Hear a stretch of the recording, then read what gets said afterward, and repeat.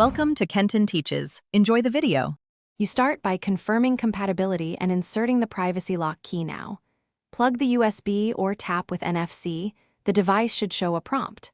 Once done, authenticate with your account password when requested so the service can link the key. Make sure to register a backup method like a second key or recovery codes in the same session. This prevents lockout later. If the system asks for a name, use something clear like main key so you recognize it across devices. Once the key is detected, complete registration by naming it and setting a PIN or confirming built-in biometrics if available. You'll see options to enable it for logins, app access, and as a second factor, enable those you use. Make sure to add the key to each account you want protected, one at a time. After registration, copy or download recovery codes and place them in a secure location like a password manager or a locked safe. Finish by testing the key. Log out and sign back in to confirm the prompt appears and access succeeds.